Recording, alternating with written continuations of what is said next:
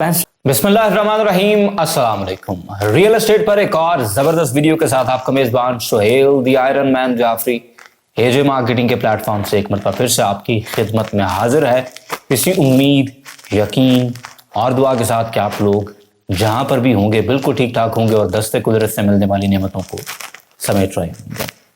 Channel पर आने वाले तमाम नए दोस्तों से कहेंगे कि हमारे चैनल एजे मार्केटिंग को जरूर सब्सक्राइब करें ताकि पाकिस्तान में होने वाले तमाम अच्छे रियल एस्टेट हाउसिंग प्रोजेक्ट्स की टाइमली अपडेट्स आपको मिलती रहें और आपको अच्छी इन्वेस्टमेंट अपॉर्चुनिटीज का भी पता चलता रहे। रियल एस्टेट पाकिस्तानियों का बड़ा फेवरेट बिजनेस बनता चला जा रहा है और उसका रीज़न ये है कि एसेंशियली आपने इसमें फिजिकली कुछ प्रोड्यूस नहीं करना है।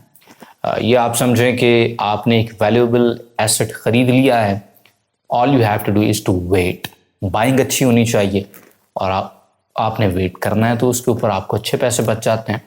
तो ये बिजनेस रिसेंटली बड़ा पॉपुलर है। लेकिन रियल एस्टेट के हवाले से एक चीज़ ये भी है कि जैसे जैसे इसके अंदर फॉर्च्यून्स बनती मैंने देखी हैं, मैंने किसी और इंडस्ट्री के अंदर देखी नहीं है। लेकिन जितने पैसों का लॉस भी मैंने रियल एस्टेट के अंदर होते हुए देखा है, मैंने ये भी किसी और इंडस्ट्री के अंदर नहीं देखा। तो डिस्कस ऑफ कोर्स करेंगे कि 2023 में वो कौन से ऐसे लोग हैं जिनको प्रॉपर्टी के अंदर लॉस होगा और बड़ा तगड़ा लॉस होगा। वो आज हम ज़रा एक केस स्टडी आइडेंटिफाई करेंगे और इसको ज़रा हम गौर से देखेंगे। फैसलाबाद गया था मैं, कोई तकरीबन 2 हफ्ते हार्डली हुए होंगे इस बात को, और वहाँ पर एक भाई के साथ मेरी मुलाकात थी।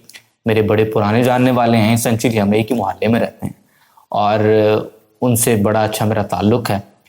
और उस भाई ने सबसे पहले तो मुझे 1 करोड़ रुपया ऑफ़र किया। उन्होंने कहा कि यार मेरे पास कुछ पैसे पड़े हुए हैं और ये पैसे आप अपने बिजनेस में लगाएं, फाइल्स में लगाएं, तो इसमें से आप चलें जो कमाएंगे उसमें हमें भी दें तो अच्छा सिस्टम चलेगा। और मैंने स्ट्रेट अवे उनको इस ऑफ़र के ऊपर कहा कि नहीं यार सॉरी, हम जो बिज़नेस करते हैं अल्हम्दुलिल्लाह अपने पैसे से करते हैं, थोड़ा ज़्यादा है और हमारा बिज़नेस करने का एक पर्टिकुलर स्टाइल है, हम किसी के पैसे अपने बिज़नेस के अंदर नहीं लगवाते हैं। और उन्होंने कहा कि नहीं यार आप लोगों ने डील्स उठानी होती हैं और ये वो। तो मैंने उनसे ये कहा कि मैंने कि यार हम जो डील्स उठाते हैं अल्हम्दुलिल्लाह हम अपने पैसे से उठा लेते हैं और हम उतनी सी चीज़ें उठाते हैं जितने से हमें पता होता है कि यार ये माल बिकेगा, कितना एक बिकेगा, क्या सूरत हाल होगी। तो थैंक यू सो मच, आप ट्रस्ट कर रहे हैं, थैंक यू सो मच। लेकिन सर हमारी जो है ना वो इस तरफ झुकाव नहीं है। अच्छा, उसका रीज़न क्या था? रीज़न ये था कि वही भाई मेरे जो थे ना, वो पहले मुझे बता रहे थे कि यार मेरा ना 65 लाख रुपया जो है वो एक बंदे की तरफ फंसा हुआ है और वो मुझे एक फलां सोसाइटी की फाइल्स अब देता है बतौर ज़मानत कि यार मुझे थोड़ा टाइम दे, मैं आपके पैसे अरेंज कर दूंगा। और मुझे पता था कि ये बात किस तरफ जा रही है। बात जा इस तरफ रही थी कि उस भाई साहब ने पहले कोई 65 से 70 लाख रुपए एक और भाई को दिए हुए थे और वो इसी तरह से पहले एक तरफ की फाइलें उठाई, फिर दूसरी तरफ की उठाई, फिर उनको बेच लिया, फिर उसमें से जो प्रॉफिट हुआ वो शेयर किया और वो बंदा पूरी ईमानदारी के साथ ये बिजनेस कर रहा था। लेकिन इवेंचुअली फिर आपको पता है कि ये सारे शॉर्ट टर्म की चीज़ें होती हैं, टाइमिंग बड़ी मैटर कर रही होती है, किस चीज़ की कितनी डिमांड है, कितनी नहीं है, कौन सी चीज़ शॉर्ट टर्म में बिक जाएगी, कौन सी नहीं बिकेगी, कौन सी कितनी बिकेगी, क्या होगा, ये सारी चीज़ें ना ये करना और इनको मैनेज कर जाना ये इतना मुश्किल है कि मैं इस्लामाबाद में कुछ बड़े मार्केटिंग ब्रांड्स के लोगों को डायरेक्टली अल्हम्दुलिल्लाह जानता हूँ और वो भी ऑलमोस्ट ऑल द टाइम फंसे हुए होते हैं। वो एक हम पंजाबी में कहावत कहते हैं कि खुद ही मिट्टी खून लगी जाती है, जो उतों कमाना है उत्थे फेल लग जाता है और उतने कमाए नहीं होते जितने इन्होंने फंसाए हुए होते हैं। तो यही वजह है, वो भाई भी कर रहे थे और वो भी पैसे फंसा बैठे हैं। और अब जिस दोस्त ने उनको पैसे दिए हुए थे उसने तो अपने पैसे लेने हैं और प्लस जो उनके साथ उनका प्रॉफिट कमिटेड था वो भी उन्होंने लेना ही लेना है। प्रॉफिट को फिल वक्त आप छोड़ भी दें तो उनकी प्रिंसिपल अमाउंट तो उनको वापस करनी करनी है।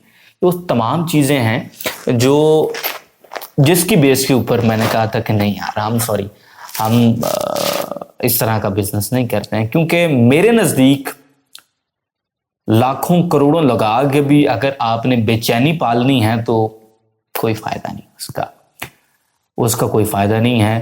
तो यही वजह है कि आप देखें वो बंदा एक तरफ 65-70 लाख रुपए फंसा के तो नया बंदा ढूंढ रहा है कि यार करोड़ को दिल भी फंसा दी है।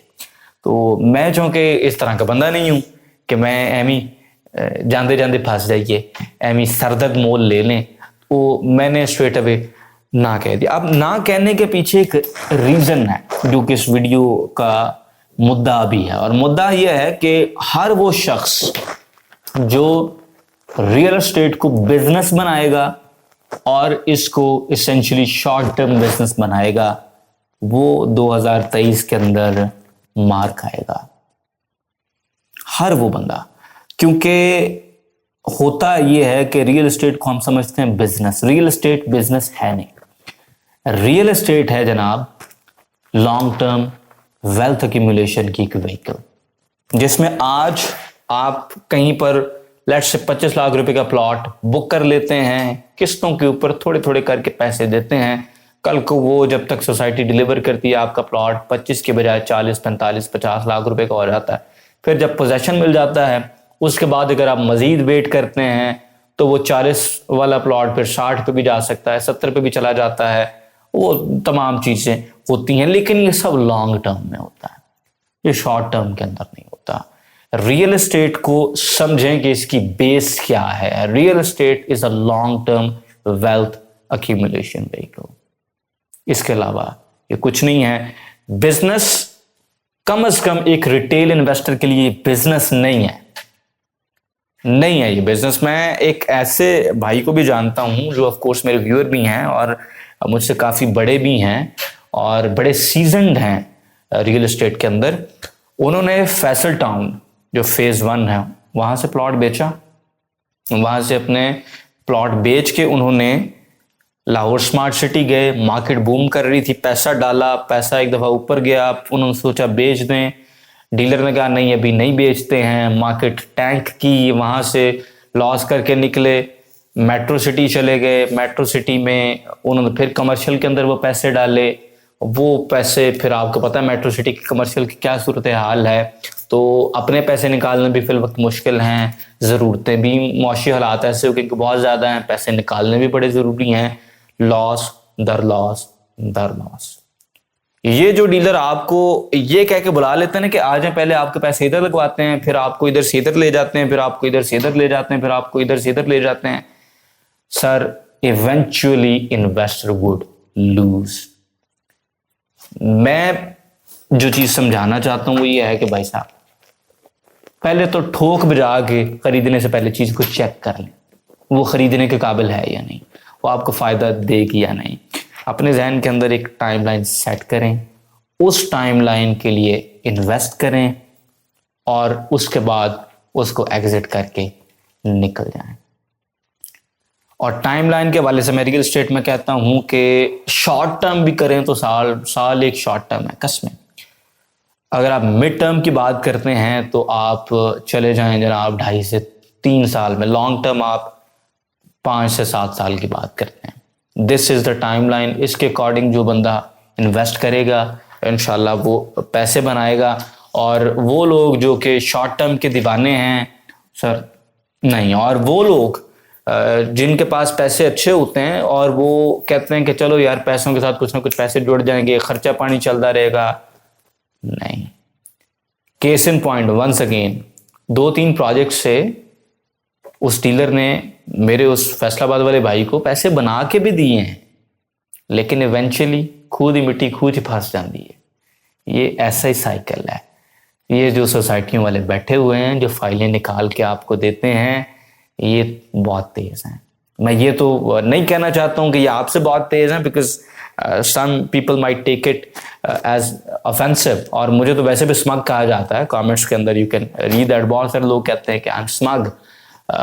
खैर आप खुद फैसला इसका करेंगे आई एम स्मग और नॉट, लेकिन जो मैं बात कर रहा हूँ, जो मेरा आर्गुमेंट है, उसको आप वे करें तो इंशाल्लाह आप जब आंखें खोल के ऑब्जर्व करेंगे तो यू विल फाइंड इट कि यार मुंडा गाल सही कर रहा है कि रियल एस्टेट में अखीर पे अगर तो खुद ही मिट्टी खून ला के आ जाए तो लगे रहो, चक्का घूमी जा रहे हो तो नसी जाओ, लेकिन खड़े तुम उत्थे ही रहना है और मोस्ट ऑफ द टाइम तुम पल्लियों पैसे दे के नहीं करना।